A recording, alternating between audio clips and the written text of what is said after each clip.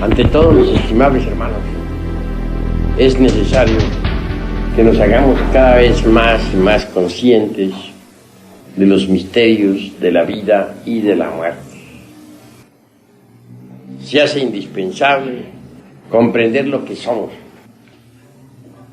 a fin de poder lograr algún día una transformación radical dentro de nosotros mismos. Eso es fundamental. Quiero pues que todos los hermanos aquí presentes pongan en realidad el máximo de atención. Las distintas escuelas de tipo pseudoesotérico y pseudo-ocultista sostienen en forma enfática que el ser humano posee 7 cuerpos. Al primero se le denomina cuerpo físico. Es el famoso Stula Sarira de los teósofos orientales. Al segundo se le ha denominado en el oriente Lingam Sarira. Es el asiento de la vida orgánica. La parte, dijéramos, tetradimensional del cuerpo físico. El tercer cuerpo es Kamas, el principio del deseo, el famoso cuerpo astral, citado por los alquimistas medievales. El cuarto cuerpo, según los indostanes, es el mental. Le denominan también manas inferior en sánscrito. El quinto vehículo es el cuerpo causal o cuerpo arúpico, como se le dice entre los teósofos. El sexto cuerpo es el cuerpo búdico o intuicional, la conciencia superlativa del ser. Y el séptimo, según los indostanes, es Atma, el inefable, el íntimo. Por cierto, que la sabiduría antigua dice: antes que la falsa aurora apareciera sobre la tierra, aquellos que sobrevivieron al huracán y a la tormenta alabaron al íntimo, y a ellos se les aparecieron los heraldos de la aurora. Hay que amar al íntimo, adorar al íntimo, rendir culto al íntimo. He hablado a ustedes, he trazado, dijéramos, un esquema, el esquema de los teósofos, el esquema de la sabiduría oriental. Pero todo esto debe analizarse un poco. Si es que en verdad queremos llegar a tener un pleno conocimiento de sí mismos. La cruda realidad de los hechos es que la clarividencia desarrollada le permite a uno saber algo más. Sin embargo, los teosofistas, yogis, pseudo-rosacrucistas y escuelas de tipo similar están perfectamente convencidas del septenario teosófico.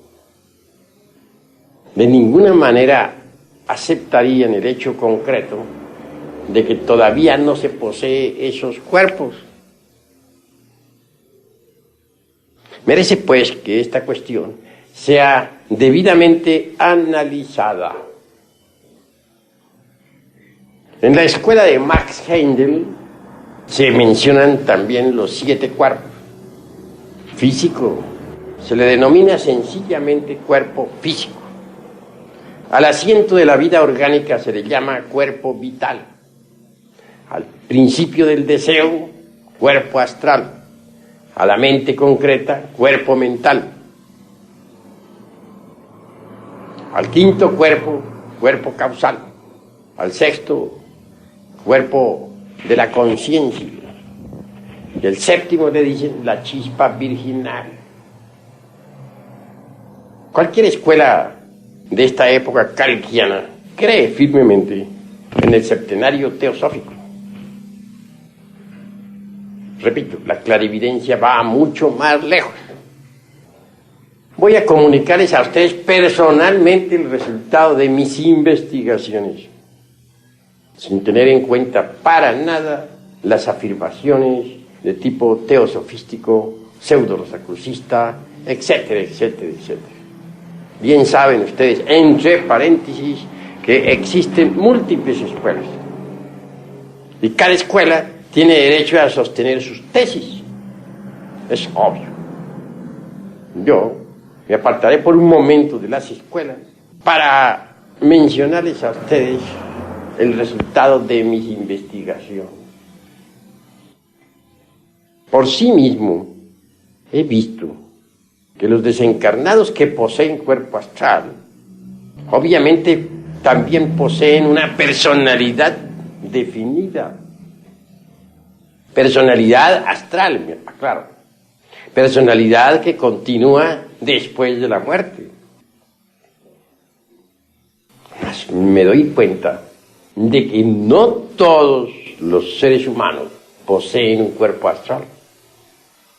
Los que lo poseen, lo tienen. Ese cuerpo astral en el mundo astral parece un vehículo real de carne y hueso. Es un cuerpo definido, con sus órganos, con su fisiología, con su patología, con su ultrabiología, etc. Mas los que no poseen tal cuerpo, uno sabe en el mundo astral que no lo poseen, pues no lo tienen. Tales criaturas parecen meros fantasmas, sonambúlicos, moviéndose precisamente en la quinta dimensión, es decir, en la eternidad, en el astral. Claro, lo que estoy diciendo, en modo alguno podría ser comprobado por los sentidos de percepción externa. Estoy hablando algo que no cabe dentro del mundo de los cinco sentidos, algo que solamente puede ser evidenciado, verificado en el mundo astral y con sentidos diferentes. ¿Qué es lo que continúa, decía yo anoche, al auditorio después de la muerte? Obviamente, dije, en el desencarnado que posee un cuerpo astral, continuará tal cuerpo. Pero no todos, repito, aunque me vuelva cansón con tanta repetición, poseen dicho vehículo. Entonces lo que continúa en la mayoría de las gentes, después de la muerte, es el ego. Hay que hacer pues una clara diferenciación entre lo que es el ego y lo que son los cuerpos existenciales superiores del ser. Concretando esta vez al punto astral, diría, hacer clara diferenciación entre el ego y el cuerpo astral. Pues son distintos. Pero me temo que aún a pesar de estar explicando esta cuestión como la estoy explicando, tal vez no he logrado o no haya logrado todavía que ustedes me vayan entendiendo completamente. Necesitaremos ilustrar esto con alguna experiencia vívida. Conocí un caso magnífico, un hombre que dirigía un lumicial gnóstico. Entre paréntesis, aquí estamos en un lumicial, eso es obvio. Aquel hombre ritualizaba. Nosotros no podemos negarlo, tenemos cierta liturgia esotérica. Se veía muy devoto y en verdad amaba la gnosis. Una vez que hubo desencarnado, me propuse investigarlo con las facultades supranormales en la quinta coordenada, es decir, en la quinta vertical. Este término de afirmaciones puede que moleste a los ignorantes ilustrar, pero ustedes son sinceros y están aquí para escucharme. Y claro, yo estoy aquí para explicarles, para hablar. Quiero pues que nos pongamos de acuerdo en todos estos temas, a fin de que haya comprensión. Hay sistemas que le permiten a uno abandonar el cuerpo físico a voluntad. Por medio de la hipnología también se consigue. Si ponemos a alguien en estado hipnótico, ya en trance, mediante la voluntad es posible extraer su conciencia de entre el cuerpo físico. Entonces el hipnotizado podrá ver, oír, tocar y palpar realidades que no pertenecen al mundo tridimensional de Euclides. Mas, francamente, no utilizo el sistema de la hipnología por considerarlo demasiado residual, incipiente. Ciencia apenas como para parvulitos. Nosotros vamos más lejos. Podemos, repito, ya mediante la catalepsia o por procedimientos sintéticos específicos, científicos, abandonar el cuerpo físico para explorar la vida en los mundos superiores. Si les digo a ustedes que puedo hacerlo, no se extrañen, pues soy el presidente fundador del movimiento gnóstico cristiano universal. Y a muchos he enseñado esa ciencia. Y a muchos la enseñaré en lo futuro. Así que, en cualquier instante, abandoné el cuerpo físico para investigar a mi amigo, el director de un grupo gnóstico, el sacerdote esoterista de un lumicial. Con dolor he de decir que bien pronto lo encontré en estado, dijéramos, sonámbulo. Parecía aquel hombre un sonámbulo. La palabra hombre me parece exagerada. Si dijera fantasma, tal vez sería más exacto. Caminaba así por las calles de una gran ciudad. ¿Cuál? La de aquella ciudad donde él viviera antes de desencarnar. Su aspecto no era precisamente muy hermoso.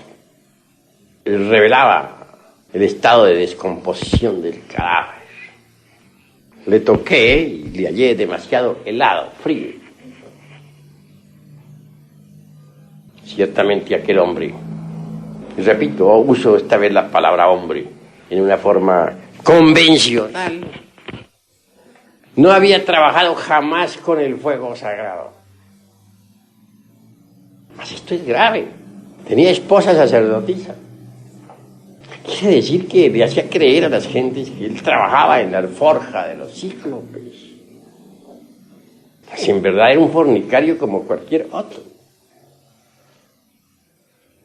Está usted desencarnado, le dije. Su cuerpo físico ya murió, está en un sepulcro. Hágase consciente de esta realidad. Dijo, no, yo no estoy muerto, yo estoy vivo. Le dije, su cuerpo físico ya murió. Posible. Yo me siento igual. Bueno, hagamos un experimento. Mírese en un espejo. Pasábamos en ese instante, yo en mi cuerpo astral y él como fantasma. Entramos a un lugar donde había un espejo. Mírese, vea su rostro. Se miró en aquel espejo y se vio. Un espejo astral, claro está. Parecía un espectro reflejado en el cristal. Salió de aquel lugar y le dije, ¿quiere convencerse? Todavía no lo cree, a pesar de haberse mirado en el espejo, de que usted está muerto. Es imposible, yo no puedo creer que esté muerto. Bueno, hagamos una cosa. Dé un salto alargado con la intención de flotar en el ambiente circundante y verá que puede flotar. Con eso usted se convencerá de que sí está muerto. Porque en el mundo físico reina la ley de la gravedad. Allí da uno un salto y cae al suelo. Pero en el mundo astral reina la ley de la levitación. Los cuerpos flotan. Dijo, bueno, voy a hacerlo, a ver si eso es cierto de que yo estoy muerto. Porque no lo creo. Bueno, dé el salto. El hombre dio un salto largo, prolongado, con la intención de flotar en el ambiente circundante. Fantasma flotando. Pero pronto se le vino a su mente calenturienta, una mente torpe, la idea de que podría irse de cabeza en instantes de estar flotando. Y convirtió aquello en realidad. Tal idea se volvió un hecho. De cabeza se fue. Entonces se clavó, pues, en tierra con la cabeza hacia abajo y las piernas hacia arriba, formando el signo de la pentalfa invertida. En esos instantes le dije, usted es el que en su mente se ha forjado la idea de que puede irse de cabeza. Todo era en vano. Afloraron en aquel fantasma distintas formas animalescas. Una parecía un toro furioso. Dije, el demonio de la ira. Otra, un perro furioso, lascivia. Otra, un caballo iracundo que trotaba, lujuria. Etcétera, etcétera, etcétera. Distintas bestias inhumanas surgían de allí, de aquel fantasma. Los diversos yoes de que tanto hablamos anoche en nuestra plática. Y que son una realidad. Bueno, no todos los aquí presentes estuvieron en la plática de anoche. Pero creo que sí han oído hablar del yo pluralizado y de los diversos yoes que hay que disolver, entre paréntesis. Al fin hube de alejarme, pues, de aquel pobre fantasma múltiple, porque era ya la hora de regresar a mi cuerpo físico. Es un fantasma y nada más que eso. Es distinto al que tiene un cuerpo astral. Así es que hay que hacer una diferenciación entre el que tiene un cuerpo astral y el que no lo tiene. Por ahí vamos viendo ya de que el septenario teosofista realmente no lo tiene todas las gentes. Es absurdo suponer que todo el mundo sea un septenario ya hecho. Hay exageración en esto, hay falta, dijéramos, de análisis en las afirmaciones de tipo pseudo-esoterista y pseudo-ocultista. Nosotros debemos ser más profundos, más analíticos. Continuemos con el cuerpo de la mente. Esa es otra especie de dogma heideliano, einsteiniano, blavatskiano, etcétera, etcétera, etcétera, y otras tantas hierbas. Manas inferior, mente concreta. ¿Pero qué es esto? Vaya, vaya. ¿De dónde van a sacar todos los humanoides mente? Cuerpo mental. Están exagerando la cuestión. Yo no niego que los maestros de la fraternidad, de la luz interior, posean un cuerpo mental individual. Negarlo sería un absurdo. Pero tampoco afirmo que todos los humanoides que pueblan la faz de la Tierra ya posean el cuerpo mental. Que no se exageren las cosas. Las escuelas con personalidades kantianas de esta época no solamente ignoran, eso es lo más grave, sino además ignoran que ignoran. No solamente no saben, sino además ni siquiera saben que no saben. Y eso es doloroso. Mente individual. Ese es un lujo que muy pocos pueden hallar, que muy pocos pueden tener. Si hacemos reconsideraciones de fondo, podemos evidenciar por sí mismos que la mente que tenemos parece una veleta, gira de acuerdo con la onda. Hoy un pensamiento, al rato otro, tan pronto afirmamos como negamos, estamos llenos de terribles contradicciones. Si tuviéramos una mente individual, sería imposible que fuéramos tan paradójicos, que nos contradijéramos tanto a sí mismos, de momento en momento. Nosotros sabemos que nos contradecimos demasiado, pero nos las arreglamos, autoengañándonos. con el propósito de no parecernos locos a sí mismos. Siempre encontramos un justificativo o una evasiva para nuestras queridas justificaciones. Sí, es que como yo no había madurado bien esta idea, por eso pensé así, hoy pienso diferente. Oh, es que ya analicé mejor la cosa y el negocio que pensaba hacer ya no lo hago. Etcétera, etcétera, etcétera. Siempre algún malabar hacemos con el entendimiento para autoengañarnos, pues no tenemos ganas de pensar que somos locos. Eso nos disgusta horriblemente. La realidad es que mente individual es muy difícil hallar. Hay que fabricarla y la gente no la ha fabricado. Lo que tenemos son mentes y esto es diferente. Dentro de nuestra persona humana, si humana se puede llamar, entre paréntesis, cosa que pongo en tela de juicio, viven muchas personas de tipo psicológico. Observemos las contradicciones. Vamos a comer y decimos, voy a comer. Mas de pronto nos asalta otra idea, nos asalta una idea que sale del yo del movimiento. Dice, no voy a comer todavía, voy a ir a tal o cual lugar. Tal idea puede ser también saboteada por el yo del intelecto. Y dice, pero bueno, ¿a qué voy a tal lugar? Mejor me siento a leer el periódico. Vean ustedes en riña 3 personas. La del estómago que quiere comer, la del movimiento que no quiere comer todavía, y como tercera en conflicto sale la del intelecto. Entonces quiere decir que dentro de nuestra persona psicológica existen muchas personas. Eso es obvio. Pero además no se trata de personas meramente insustanciales o cosas así por el estilo. Son personas psicológicas con realidad, que existen en el espacio psicológico.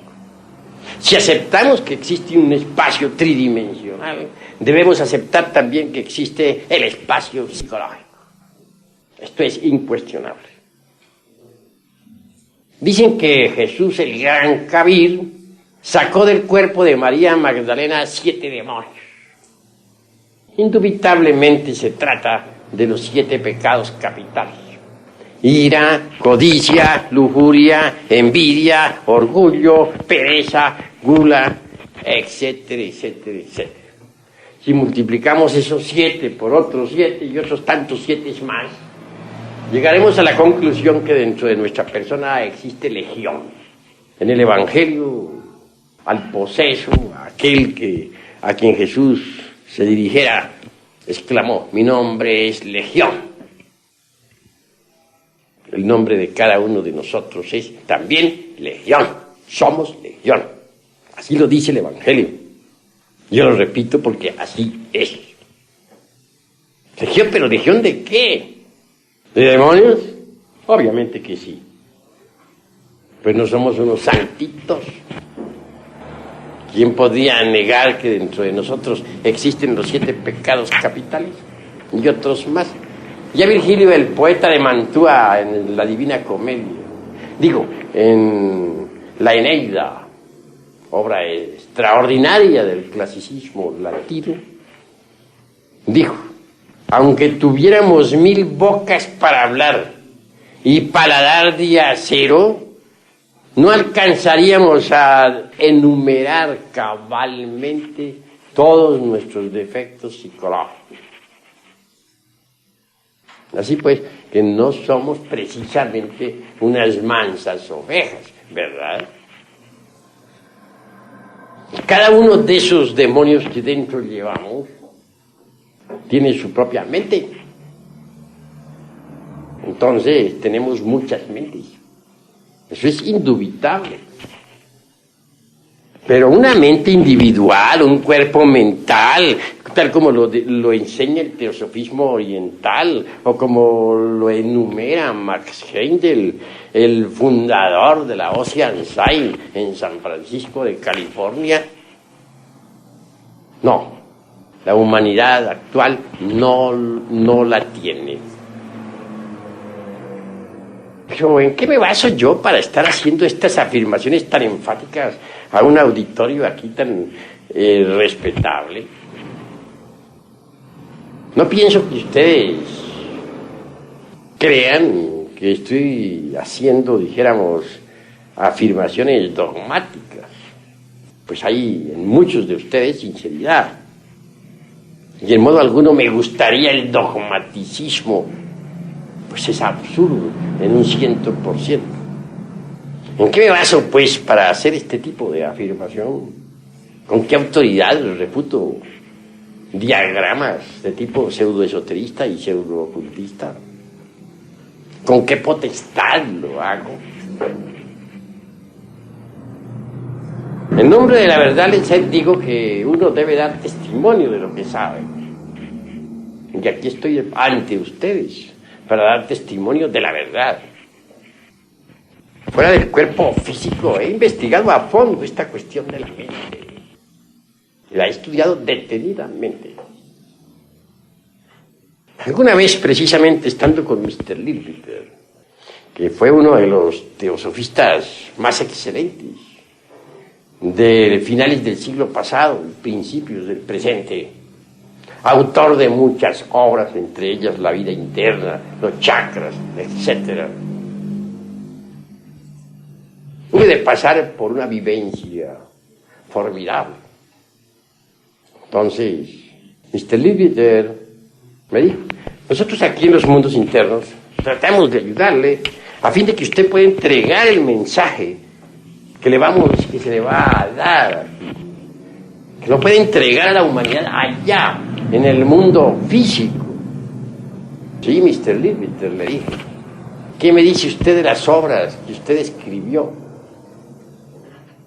Eso no tiene la menor importancia. Lo habló, pues, con una sonrisa, donde me dio a entender, francamente, que tan solo había hecho trabajos incipientes, literarios. Había dado las primeras letras como para despertar inquietudes, mas no había escrito obras esotéricas de fondo. Y Mr. Leadbeater, el autor de los chakras y de tantas otras obras teosofistas, es un personaje respetable. Obviamente, en los mundos superiores, Mr. Leadbeater es un maestro de la venerable logia blanca. No es, pues, un cualquiera. En el teosofismo se estudia detenidamente sus obras. Luego, procedió Mr. Leadbeater dándome cierta ayuda específica, definida. En esos instantes, el ser interior profundo de él mismo separó mi cuerpo mental del cuerpo astral y me llevó a Egipto, la tierra de los faraones. Penetré en un templo. Allí me encontré con algunos antiguos iniciados, amigos míos. Estuve platicando con ellos amigablemente. Venerables ancianos de la época del faraón, qué fresco. Regresé nuevamente a mi cuerpo astral. Pero el viaje lo hice en mental. Y con mi cuerpo mental regresé nuevamente para meterme dentro del cuerpo astral. Le dije, esto es maravilloso, formidable. Di las gracias a Mr. Leadbeater, me despedí. Él se alejó de mí, se internó por esas calles de Londres, pues él fue inglés. Y yo le saludé todavía desde lejos. Un hombre consciente, un hombre despierto, un verdadero maestro. Entonces me dije, ¿por qué las gentes creerán que tienen cuerpo mental? Yo lo tengo, sí, lo tengo, porque lo fabriqué en antiguas edades. Pero todo el mundo no se ha dedicado a estos estudios. ¿De dónde sacan eso de que tienen un cuerpo mental individual? ¿Por qué exageran la nota todos los textos de tipo pseudoesoterista y pseudoocultista?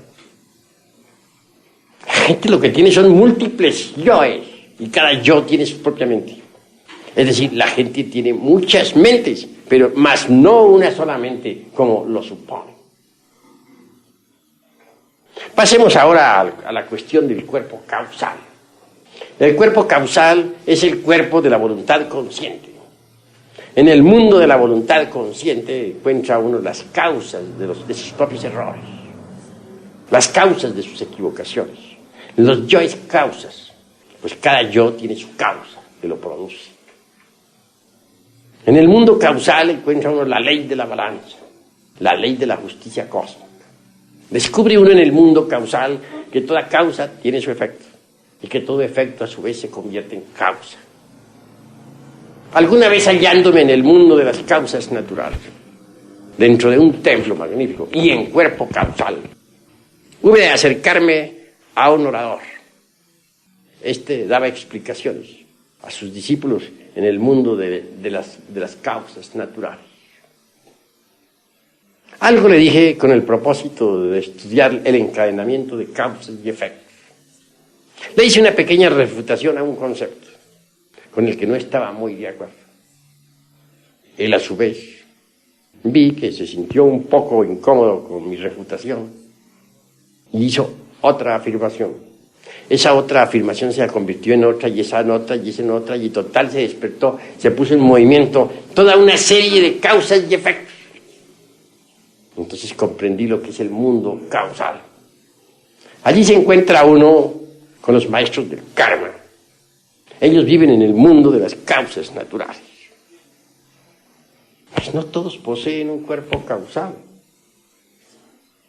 Descubre uno en el mundo de las causas naturales millones de criaturas. Sí, dijéramos el alma humana de millones de personas. Cada persona tiene su parte anímica, humana, en el mundo de las causas naturales. Pero esas almitas, perdóneseme el distintivo, que lo hago intencional, con un propósito definido, no se han desarrollado todavía. No poseen, propiamente dicho, el cuerpo de las causas naturales, el cuerpo causal. No han adquirido la estatura del hombre causal. Si dijera que esas almitas son fantasmas causales, daría una pálida idea, muy lejana, por cierto, de lo real, porque no podríamos denominar en modo alguno fantasmas a las almas causales, pues son criaturas muy reales. Pero tampoco han alcanzado tales criaturas el estado aquel del hombre causal. El hombre causal es el hombre causal. El hombre causal es quien posee un cuerpo causal, quien lo ha fabricado. Un hombre causal vive allí como hombre de verdad, no como un simple elemento, sino como un hombre. Tiene una personalidad completamente definida, la personalidad causal. Sin querer engreírme en modo alguno ante este grupo de selectos amigos y amigas, he de afirmar en forma enfática que yo soy un hombre causal y que conozco mi mundo, que tengo mi centro de gravedad establecido en el mundo causal. Desde esa región me he proyectado aquí ante ustedes para platicar, para enseñar. Desde esa región me proyecto al mundo astral para trabajar, o al mundo de la mente, cuando es necesario. Pues, ¿qué? Doy testimonio de lo que es, sin importarme que las gentes crean o no crean. El septenario teosofista realmente no es para todos. Uno tiene que fabricar esos cuerpos, astral, mental, causal, para poder convertirse en hombre de verdad, en hombre causal. Solo un hombre real puede recibir los principios anímicos y espirituales, o étnicos, el neuma de los gnósticos, espíritu, para convertirse en hombre. Pero el que no ha fabricado tales cuerpos no es hombre. Estoy haciendo una afirmación bastante espinosa. Ustedes me toleran, porque son personas simpáticas. Tal vez, si hablar en la plaza pública y le dijera a las gentes esta verdad, podría ser apedreado, como Esteban, o lapidado allá en la tierra de los moros, como Raimundo Lulio, el gran alquimista medieval. Para ser hombre, repito, es condición básica crear los cuerpos existenciales superiores del ser. Ustedes no poseen tales cuerpos, mas sí poseen los gérmenes para los mismos. Esos gérmenes están depositados en las glándulas endócrinas sexuales. Entre paréntesis, no son, como muchos creen, cápsulas cerradas. No, las glándulas endócrinas sexuales excretan hormonas, incretan hormonas. Avanzando por este camino, diremos que el Sol está haciendo un gigantesco experimento en el laboratorio mismo de la naturaleza. El experimento del Sol consiste precisamente en crear hombres solares. Difícil experimento. En la época de Abraham, el profeta, hubo bastantes creaciones. Durante los 8 primeros siglos del cristianismo se lograron muchas creaciones. En la Edad Media, unas pocas. Actualmente se están haciendo grandes esfuerzos a fin de que el Sol pueda lograr una buena cosecha de hombres solares. No es cosa fácil convertirse en hombre solar. Se necesita ante todo de cooperar con el experimento solar. Se requiere de la disponibilidad al hombre. Solo así tales gérmenes podrían desarrollarse. No aseguramos que en todos los casos dichos gérmenes se desarrollen. Lo normal es que se pierdan. Mas si cooperamos con el Sol, podremos lograr tal desarrollo. Ahí está el germen para el cuerpo astral. En esas glándulas endócrinas del sexo está el germen de la mente y el germen del causal. Pero para que estos gérmenes puedan desarrollarse, se necesita de tierra fértil. Obviamente, si el terreno es fértil, los gérmenes germinarán. Mas si no lo es, se perderán. Si experimentamos con glándulas, dañamos el terreno para el desarrollo de los gérmenes. Los trasplantes glandulares, los experimentos con diversas hormonas, los ensayos con tiroxina, etcétera, etcétera, etcétera, indubitablemente alteran el terreno humano, el cuerpo orgánico, impidiendo la germinación de tal simiente. Y esto es gravísimo.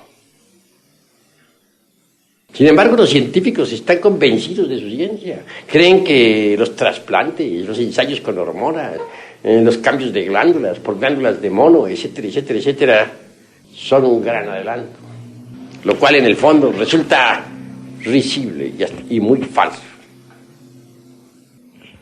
Bien sabemos nosotros lo que son las hormigas. Uno se admira cuando observa un palacio de hormigas. ¡Qué organización tan perfecta! Lo único que siente uno un poco de dolor es al saber que todo aquello se hace automáticamente. No hay duda de que en un pasado antiquísimo, que deviene por allá de la época primaria y secundaria, las hormigas fueron una raza humana. Establecieron ese orden social a base de tremendas dictaduras sangrientas. Eliminaron los principios religiosos por considerar que les saboteaban el orden dictatorial. En un principio se necesitó del guante de hierro de un Stalin. Hablo en forma símil, pues no quiero concretar a Stalin como personalidad. A través del tiempo los movimientos se volvieron y fueron haciéndose automáticos. Como quiera que la inteligencia se atrofió, todos los movimientos se heredaron de padres a hijos. Se hicieron ensayos glandulares de toda especie, que alteraron la morfología humana. Pasando por distintos procesos involutivos, aquella raza se fue empequeñeciendo aún más y más. Y su morfología alterándose involutivamente cada vez más. Hoy son lo que son. Así pues, ¿qué? Esas criaturas involucionaron en el tiempo. Marcharon de acuerdo con la ley de la entropía universal. Quienes ven las cosas superficialmente, las mentes huecas y estériles, los pozos de agua no profunda, pueden plenamente reírse de tan insólita declaración. Mas la verdad es la verdad, y hay que decirla, cueste lo que cueste. No es posible que los gérmenes para el hombre se desarrollen en terrenos no fértiles. El organismo hay que mantenerlo en buen estado, a fin de que esos gérmenes para el hombre se desenvuelvan armoniosamente. Crear tales cuerpos es posible cuando uno conoce a fondo la alquimia sexual. Está formado por esas tres sustancias universales que son la sal, el azufre y el mercurio. Sal, azufre y mercurio existen en todas sustancias. Si descomponemos el hierro, por ejemplo, descubrimos ahí sal, el azufre, fuego y el mercurio, sustancias fundamentales. Lo mismo podríamos hacer con cualquier otro metal. Aquí tenemos el archeo, por ejemplo, o archeus de los griegos. Tiene sal, azufre,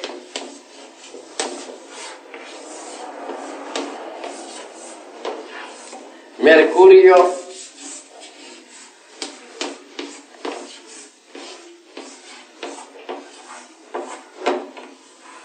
cualquier unidad cósmica que surja a la vida, cualquier mundo que nazca dentro de la gran matriz universal, sale de la sal, del azufre y del mercurio, es decir, del archeo. Eso es obvio. Mas si tenemos en cuenta que tal como es arriba, es abajo, que lo microcósmico es similar a lo macrocósmico, entonces decimos lo siguiente. Si queremos fabricar dentro de los cuerpos existenciales superiores del ser dentro de cada uno de nosotros, se necesita fabricar también otro archeo, pero un archeo propio, individual, formado con sal, azufre,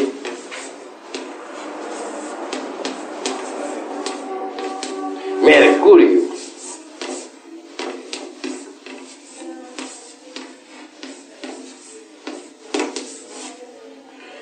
porque tal como es arriba es abajo, tal como es abajo es arriba. Queremos tener los cuerpos astral, mental y causal, fabriquemos el archeo dentro de nosotros mismos. ¿Quiere la inteligencia universal crear un nuevo sistema solar? Tiene que fabricar el archeo allá arriba, en el espacio interplanetario. Tal como es arriba es abajo. Más, todo esto requiere cierto análisis didáctico cuidadoso, cierta explicación dialéctica de fondo, a fin de que no se formen confusiones en el entendimiento. Obviamente, hay que explicar qué decir, el modo, la manera de fabricar el archeo. Pues de ahí vamos a sacar los cuerpos existenciales superiores del ser, los cuerpos que los van a convertir en hombre, de verdad. Nada ganaría contarles a ustedes todas esas explicaciones si no les enseñara a fabricar el archeo. Ustedes tienen que saber cómo se fabrica. De lo contrario, esta plática resultaría muy ilustrativa, pero sin una aplicación práctica. Sal, azufre y mercurio, fundamentos del archeo. ¿Qué es la sal? Jesús el Gran Kabir dijo: si la sal se degenerara, ¿con qué se adobaría los alimentos? Más o menos. Vosotros sois la sal de la tierra. Pero la sal, dice él, está degenerada, solamente servirá para las tinieblas exteriores, donde se oye el llanto y el crujir de dientes. Cada uno de nosotros es la sal de la tierra. Sí. Homeopáticamente, y aún más desde el punto de vista bioquímico, sabemos que existe en nosotros 12 sales. Yo entiendo que esas 12 sales están relacionadas con los 12 signos zodiacales. En bioquímica se usa mucho las 12 sales. Bien, entonces nuestro cuerpo humano, en el fondo, tiene por base la sal como sustancia fundamental. En cuanto al azufre, este en sí mismo es el fuego sagrado. Y el mercurio es el alma metálica del esperma, del exiogejae, es el azogue transmutado. Mercurio lo hay en todo, es la materia básica de la gran obra. Si transmutamos, por ejemplo, la libido sexual, obtendremos mercurio. Si conseguimos por medio de la transmutación sexual transformar el esperma en energía, esa energía es el mercurio de los sabios. Indubitablemente, la preparación del mercurio en alquimia siempre fue muy cuidadosa. Nunca los sabios dijeron cómo se preparaba el mercurio, pero hoy debemos tener el valor de decirlo. No sería posible conseguir mercurio filosofal si no conociéramos la ciencia de la transmutación de la libido sexual. El fundamento de la transmutación está en el arcano AZF. Dicho arcano está depositado entre los tesoros mismos del Aryabharta-Hasra. Mucho se ha hablado sobre el Aryabharta-Hasra en las tierras tibetanas. Obviamente, ahí está el tesoro. Se conserva siempre en secreto el arcano AZF. Sabré enseñar aquí claramente tal arcano sin escandalizar a nadie. Diré únicamente que lo básico sería lograr la conexión del Lingam Yoni sin eyaculación del ens seminis, dentro del cual, como dijera Felipe Teofastro, bombastro de Ongenei, aureola Paracelso, se encuentra todo el ens virtutis del fuego. El lingam, como órgano generador, es el phallus griego. En cuanto al yoni, un órgano femenino, está representado siempre por la urna sagrada de los grandes misterios, por el salto grial, por la copa de plata de Benjamín, por el vaso de Hermes Trismegisto, etc. En la India, Shiva, como tercer lobo, tiene hermosos atributos. Bien sabemos lo que son los atributos de Shiva, o sus símbolos fundamentales. El lingam negro embutido en el yoni metálico. Los shivaístas, esoteristas, tántricos, tienen que conocer estos misterios.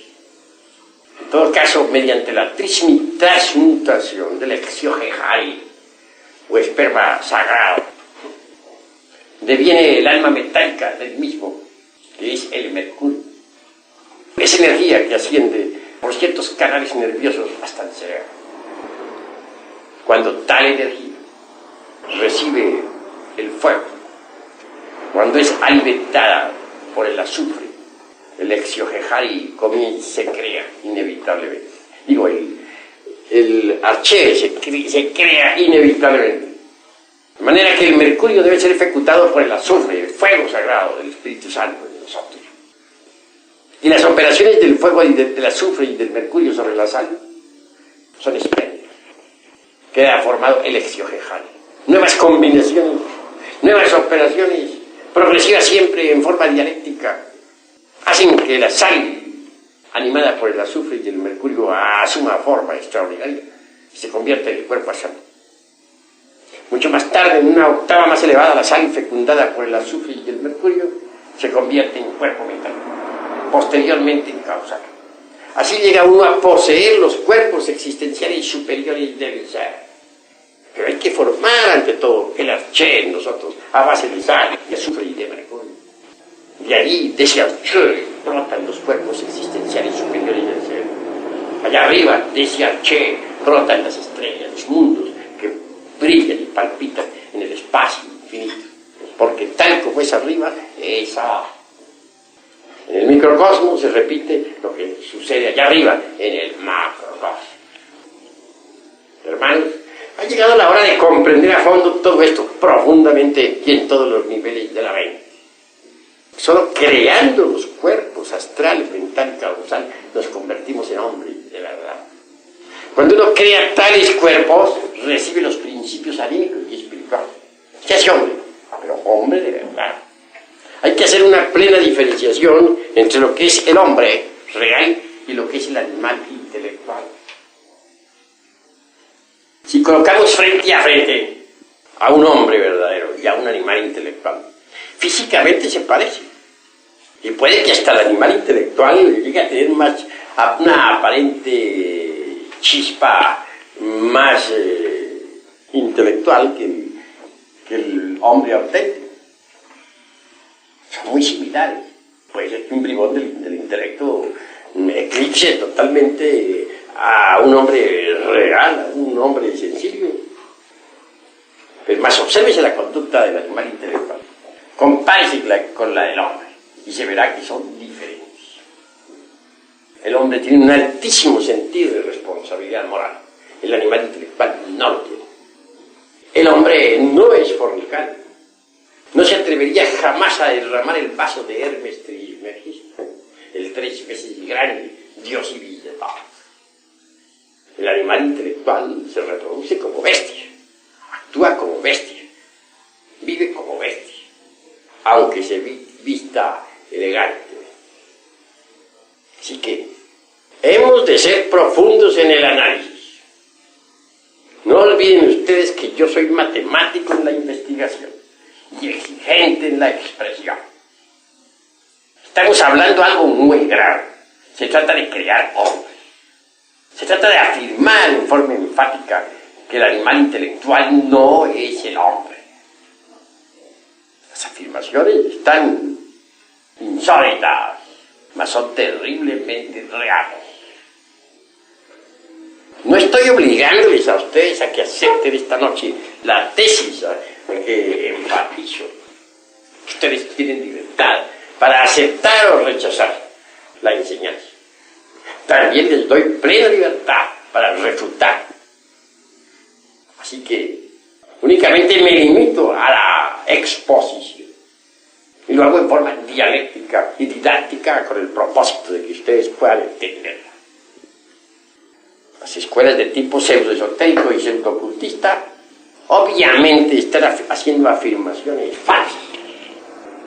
Están diciendo que todo el mundo tiene el septenario teosófico. Es decir, están afirmando que todos son hombres, lo cual no es cierto. Más vale decir la verdad y no llevar a otros por el camino de la mentira, de la falsedad. La verdad duele, sí, duele mucho, pero hay que decirlo. Por eso el dicho vulgar afirma: la verdad no peca, pero incomoda. ¿Están ustedes seguros de que ya son hombres? ¿En qué se fundamentarían ustedes para semejante creencia? ¿Cuáles serían los basamentos sobre los que podrían sustentar su tesis? Es mejor que analicemos estas cosas a fin de que nos hagamos más conscientes de lo que somos, haciendo un inventario real de lo que nos sobra y de lo que nos falta. Podemos trabajar sobre sí mismos y cambiar radicalmente. Más, digo también que no bastaría crear únicamente los cuerpos existenciales superiores del ser para convertirnos en hombres. Hay necesidad de algo más. Se dice en alquimia que estos cuerpos, astral, mental y causal, deben ser convertidos en cuerpos de oro puro, para que esos vehículos se conviertan en cuerpos de oro puro.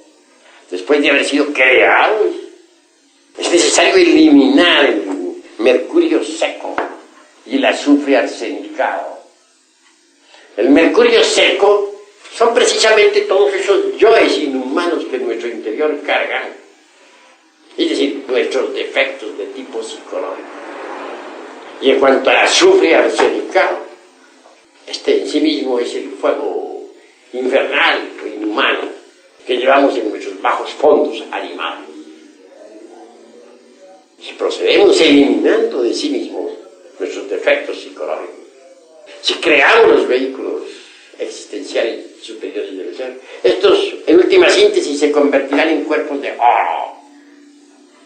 oro espiritual, oro real, atómico. Estos cuerpos de oro puro son devorados siempre por la serpiente. ¿Pero qué es la serpiente? Ya he dicho que la serpiente brilla en Anáhuac, que la serpiente resplandece en los misterios de Egipto y de Babilonia, de Samotracia y de Troya, de Roma y de Cartago.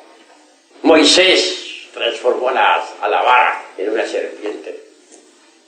La serpiente es el fuego sagrado que debemos despertar dentro de nosotros. Es una parte de nuestro propio ser, pero derivada. Si conseguimos desarrollarla en nuestra anatomía oculta, habremos logrado un gran triunfo.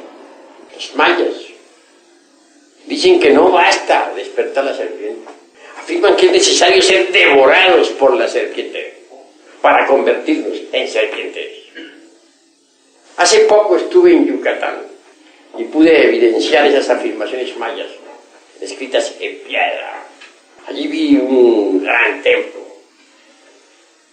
Lo interesante de aquel templo es que había una serpiente en piedra enorme, gigantesca, y dentro de la misma, dentro de sus fauces, aparecía un hombre, la cabeza de un hombre.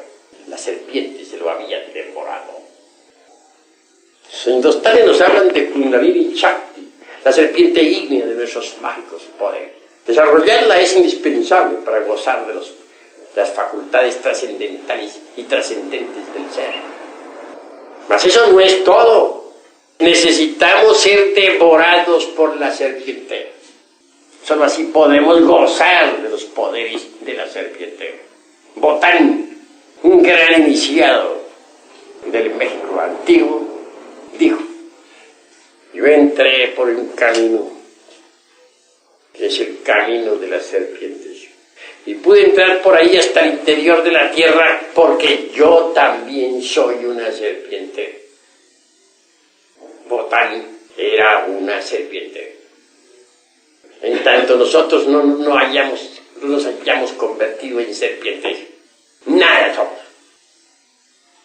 Somos míseras criaturas arrastradas por el viento.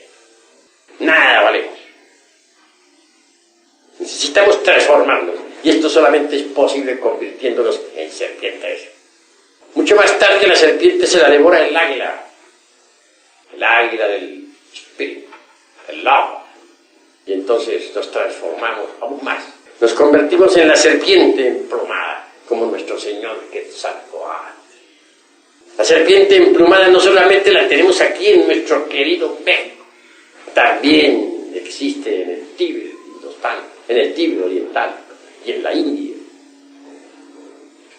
Aquel que se convierte en hombre debe unirse, integrarse con la divinidad. En un códice de Anáhuac encontré una afirmación simbólica extraordinaria.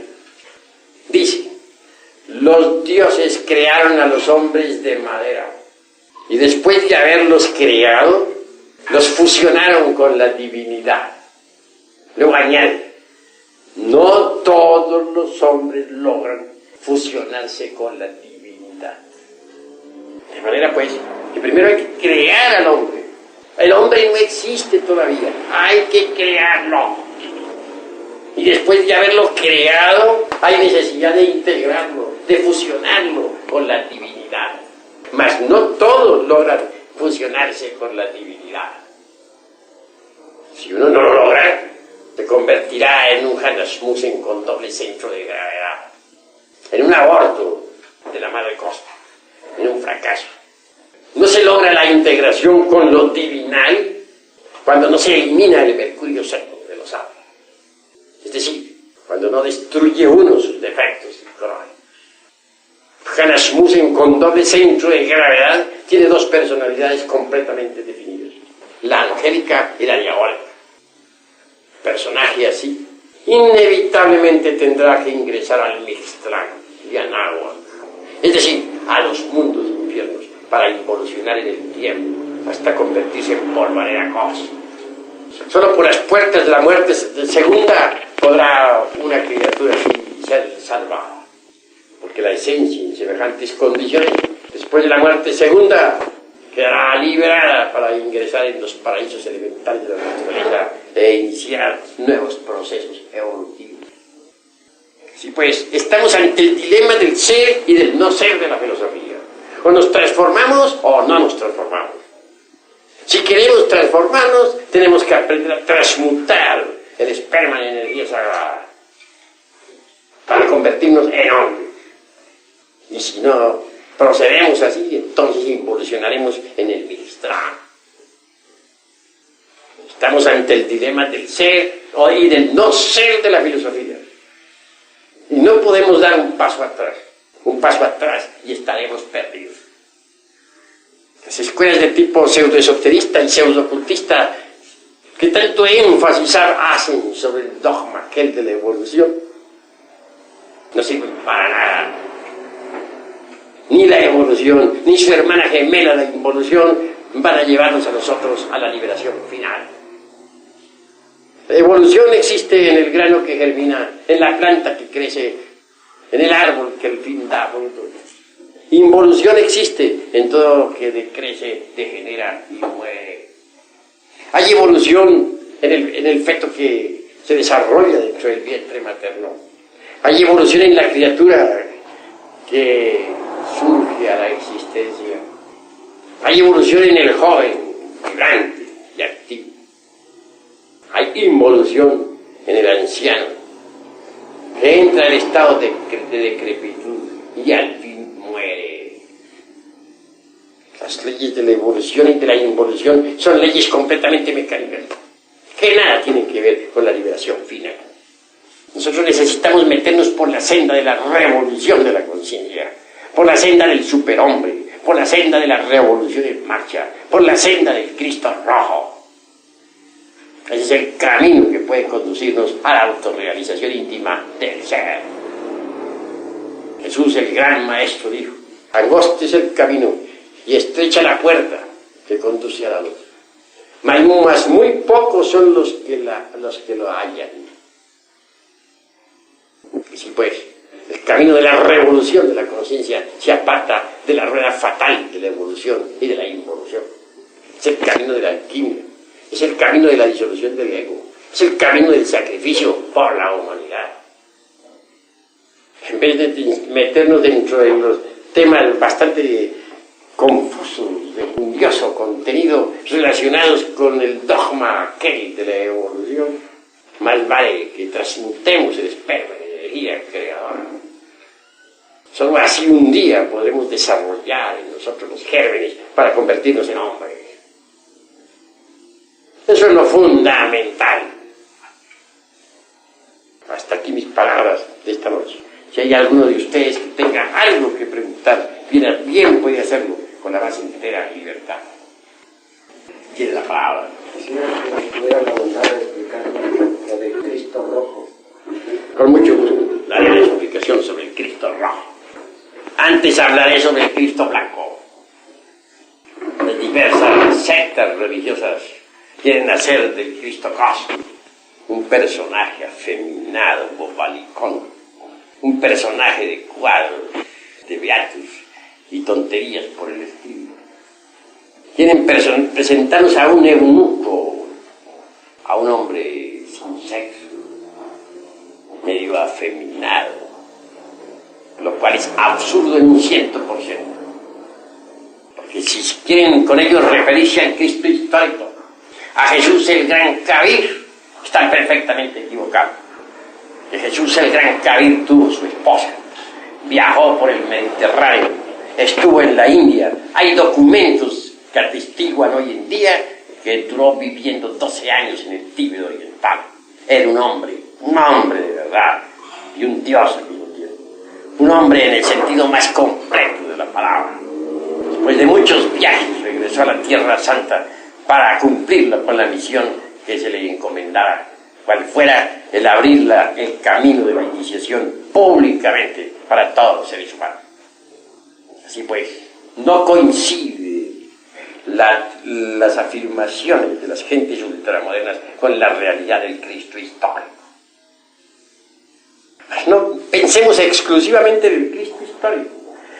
Pensemos ahora en el Cristo íntimo, el Cristo de perfección, que hay que buscar dentro de nosotros mismos, aquí y ahora. El Cristo íntimo es lo que cuenta.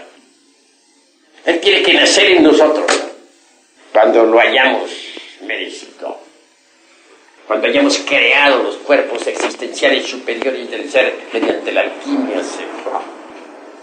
La historia dice que nació en Belén, cuando la aldea de Belén en aquella época no existía. Si examinamos a la luz de la etimología la cuestión Belén, descubriremos lo siguiente. Bel es un término caldeo que nos recuerda a la Torre del Fuego. Y la aldea de Belén no existía en épocas del Gran Kabir, según lo atestiguan las cronologías más antiguas. Así pues, es simbólico aquello de que nació en Belén. Ven la Torre del Fuego. La torre está aquí, en la cabeza humana. Y el templo es todo el cuerpo.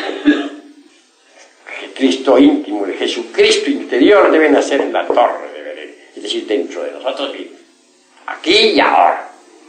Y eso es lo que cuenta, porque aunque Cristo haya nacido en Belén, como decía cierto poeta por ahí, de nada serviría eso si no nace en nuestro corazón también.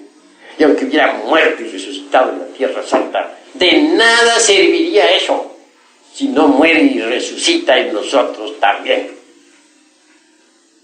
Yendo más al fondo, el Cristo íntimo nos ayudará en la eliminación de los elementos indeseables que en nuestro interior cargamos.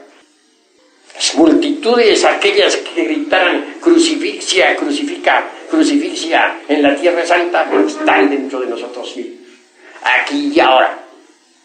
Son esa multiplicidad de yoes indeseables que personifican a nuestros errores.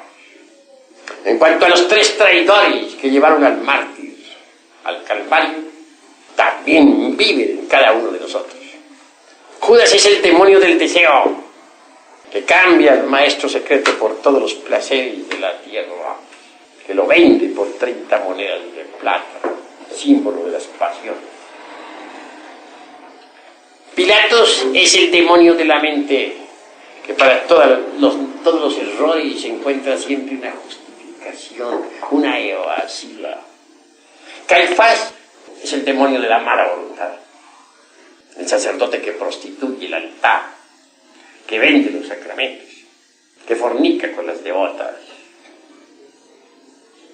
Sacerdotes así los hubo en mucho tiempo. Los hubo en Babilonia, los hubo en Roma, etcétera, etcétera, etcétera. Al hablar de sacerdotes no me refiero exclusivamente y en forma enfática a tal o cual secta religiosa. Yo sé respetar las sectas. No, hablo del sacerdocio en forma mundial. Y hay muchas formas de sacerdocio. En todo caso, el Cristo íntimo pone al sacerdote como pastor a apacentar sus ovejas. Si éste vende los sacramentos o prostituye el altar, se convierte en Caifás. Los 3 traidores crucifican al Cristo íntimo.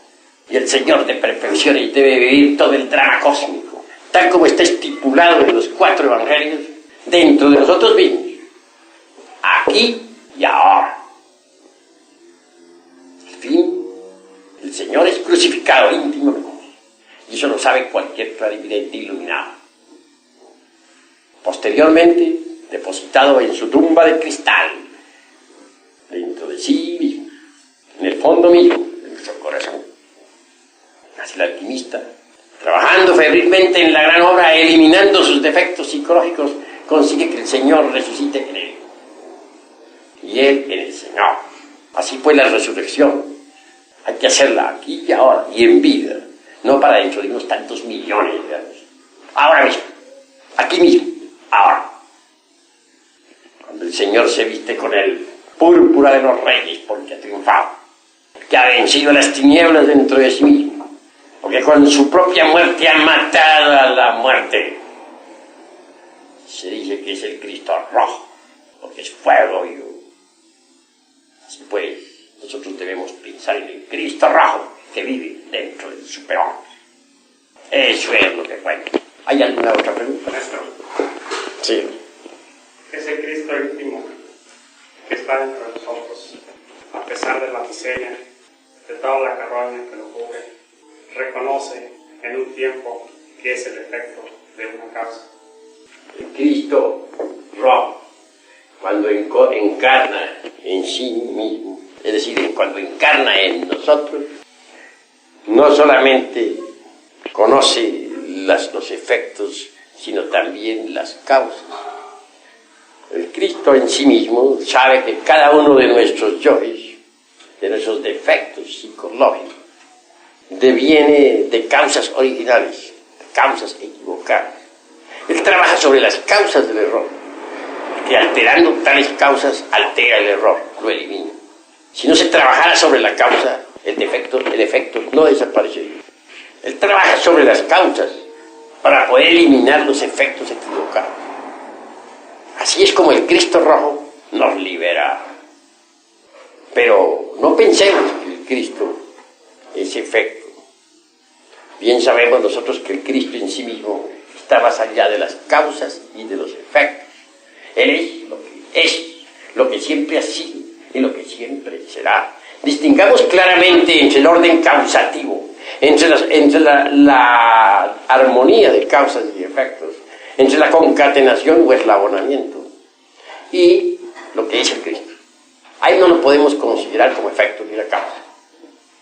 El Cristo es el Cristo, es el INRI, es el Abraxas de los antiguos gnósticos, es el fuego devorador del universo, es la asignatura astral del fuego, es el fuego del fuego, es la llama de la llama, no es efecto de ninguna causa. Es, lo que siempre ha sido y lo que siempre será. Es la vida que palpita en cada átomo, como palpita en cada sol. ¿Alguno de ustedes tiene otra pregunta más? Quisiera que me explicara, por favor, cuál es la relación existente entre cuerpo existencial y cuerpo solar. Los cuerpos existenciales superiores del ser son los mismos cuerpos solares. No hay ninguna diferenciación. Son los mismos. Bien podemos denominar los cuerpos solares o bien podemos denominar los cuerpos existenciales. Es lo mismo. No hay ninguna diferencia. ¿Alguna otra pregunta? Los que no estén de acuerdo con estas afirmaciones insólitas tienen también derecho a refutar, siempre y cuando lo hagan dialéctica. Maestro, la chispa que existe en cada uno de nosotros es una emanación del gran todo. Pues la chispa virginal en sí misma incuestionablemente deviene de la gran hoguera, de la gran llama. Es una emanación, dijéramos, del eterno Padre Cósmico Común. Hagamos una plena discriminación o diferenciación entre a Elohim y Elohim. Elohim está formado por el ejército de la voz, por la gran palabra, por el Oxegahore. Elohim es el andrógeno divino, o los andrógenos de los divinos. Porque Elohim en sí mismo es una palabra que significa diosas y dioses. Bien sabemos que los Elohim son andrógenos y nefastos. Es el ejército de la voz, es el verbo de San Juan, es la chispa virginal dentro de cada uno de nosotros. Todo el conjunto del ejército de la palabra es el demiurgo creador, o logos manifestado. Pero debemos también entender que este logos manifestado, este ejército de la palabra, la chispa divina en el fondo de nuestra conciencia mora, deviene originalmente de a Elohim. es decir, de la divinidad incognoscible e inmanifestada, del eterno Padre cósmico común. Así pues, Elohim viene de Aelohim. Aelohim es la seidad todopoderosa, la seidad cósmica, que está más allá del cosmos, la seidad incognoscible e inmanifestada, que nadie podría burilar, cincelar, alegorizar de ninguna manera. Nosotros podemos alegorizar a Elohim, tenemos derecho a simbolizar a Elohim, pero no podíamos burilar, ni cincelar, ni alegorizar, ni simbolizar en ninguna forma a Elohim, es decir, a la seidad inmanifestada e incognoscible. Eso es todo. ¿Alguna otra pregunta? Bueno, si no hay más preguntas por ahora, daremos por concluida esta plática y les invitaremos entonces para mañana a la misma hora. Todos están invitados para mañana. Paz inverencial.